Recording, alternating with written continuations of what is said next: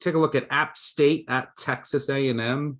Texas A&M opened on a 17-point favorite, has taken some money up to around minus 19, over under, holding steady at around 54. Texas A&M with a typical Texas A&M win, kind of a snoozer after a weather delay last week against a really good FCS school in Sam Houston State. I think the final score was 31-0. App State played in the complete opposite type of game in an absolute wild shootout that they ended up losing by 2 in a game where it felt like in the fourth quarter there was 100 points. They will now travel to Texas A&M. I like the under here.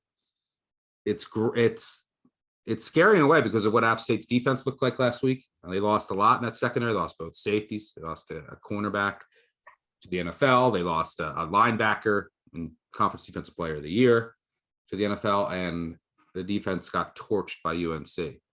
But their offense kept right up. But they're going to go up against an elite defense now, not UNC's Swiss cheese defense, and they're going to go up against the worst offense, I think, right now. The Texas A&M offense, well, under Fisher, by the way, Fisher, if you look back historically against Group of 5 teams, he holds them almost always to 14 or under. Only one team has gotten to 20 from non-Power 5 that Texas A&M has played under Fisher. That was in 2018. UAB got to 20. They scored 2 garbage time touchdowns. That's it. One of them was after a fumble at the 5. It was a 5-yard drive. So I think App State's going to struggle to get past 14 here. But and this is an App State team, they looked awesome last week, but they were replacing 4 super senior wide receivers from last year. Excellent backfield, but I think Texas A&M can dominate the line of scrimmage here. Meanwhile, on the other side of the ball, Texas A&M's offense, we know it's conservative. Jimbo Fisher has come out and said, we need to figure out the run game. The run game was not working. That's what he wants to do. They couldn't run the ball against Sam Houston State. Reason being, they did lose Spiller, the running back, to the NFL, but they brought back a good backup, and he couldn't do anything. He averaged almost 7 yards per carry last year. I think he was under 3 last week. Offensive line injuries. They had injuries at left guard. They had injuries at center. Their center was ill, didn't play. He's questionable this week, moving a lot of guys around. So Texas A&M always wants to be conservative, but Fisher was hammering that around and just hammering it. Excuse me. There we go. Fisher was hammering the point home in his presser. I think I'm the first one to bring up Coach speak here on this podcast. That had to be an underdog. That he wants to, we need to figure out the run game. We need to work on the run game. We need to figure it out. Coaches say stuff like that, but I believe it because that's what Texas A&M does. That's what they're going to have to rely on here. And you have to hope that Haynes King doesn't make mistakes. He's started in 2 games now, and the competition has been that great. He started multiple picks in both. So I think you're going to see Texas A&M. They should, size-wise, should own the line of scrimmage. So they'll be able to move the ball. They're going to play slower. I think they're going to build a big lead, work on that run blocking.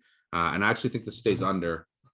If App State's defense is just horrendous, it'll get scary. But I think Texas A&M's defense will do its part here.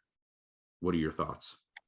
I agree with you that it is probably going to be low scoring. The first thing that came to my mind with this is that it's a perfect situational spot for a Texas A&M first half.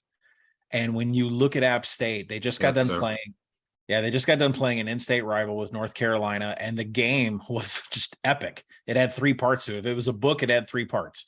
App State led 21-7. App State's down by 20, caught up to the 49-49, and then finally they lost by 2 after scoring 40 points in the fourth quarter. I literally thought this had to be like 3 overtime. How did you score 40 points in the fourth quarter?